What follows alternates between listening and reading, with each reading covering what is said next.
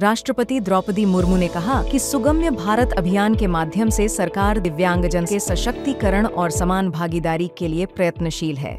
20 जून को देहरादून स्थित राष्ट्रीय दृष्टि दिव्यांगजन सशक्तिकरण संस्थान में विद्यार्थियों को संबोधित करते हुए राष्ट्रपति ने कहा कि उन्नत तकनीक की सहायता से दिव्यांगजन भी मुख्यधारा में अपना योगदान देने में सक्षम हो सकते हैं। राष्ट्रपति ने देहरादून में राष्ट्रपति निकेतन और राष्ट्रपति तपोवन का भी उद्घाटन किया, जो 24 जून से आम जनता के लिए खुले रहेंगे। प्रधानमंत्री नरेंद्र मोदी 15 से 19 जून तक साइप्रस, कनाडा और क्रोएशिया की यात्रा पर रहे।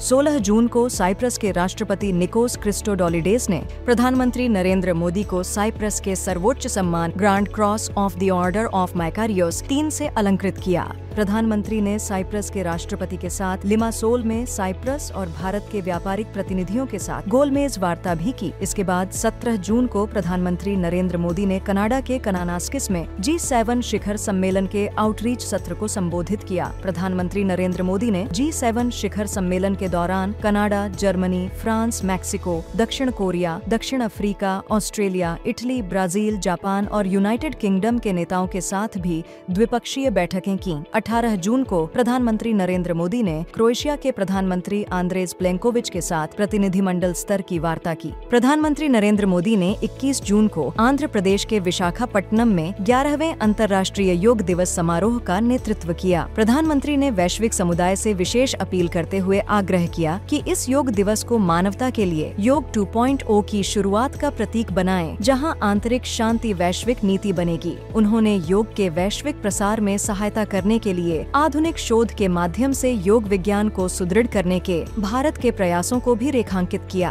केंद्रीय सड़क परिवहन और राजमार्ग मंत्री नितिन गडकरी ने 18 जून को घोषणा की कि सरकार 15 अगस्त 2025 से 3,000 रुपये की कीमत वाला फास्टैग आधारित वार्षिक पास शुरू कर रही है। यह देश भर के राष्ट्रीय राजमार्गों पर निर्बाध यात्रा को संभव बनाएगा। यह पास सक्रिय होने की तिथि से 1 वर्ष तक या 200 यात्राओं तक जो भी पहले हो वैध रहेगा। यह पास केवल अव्यावसायिक निजी वाहनों जैसे कार, जीप, वैन आदि के लिए विशेष रूप से तैयार किया गया है। केंद्रीय महिला एवं बाल विकास मंत्री अन्नपूर्णा देवी ने 19 जून को gender busting knowledge hub portal launch किया, जो जेंडर बस्टिंग प्रक्रियाओं से संबंधित सभी सूचनाओं का एक डिजिटल संग्रह है। नई दिल्ली में राष्ट्रीय परामर्श कार्यक्रम को संबोधित करते हुए केंद्रीय मंत्री ने कहा कि यह पोर्टल नीति निर्माताओं और हितधारकों को डेटा, संसाधनों और उपकरणों के माध्यम से जेंडर बस्टिंग की प्रक्रियाओं को मजबूत करने में सहयोग प्रदान करेगा।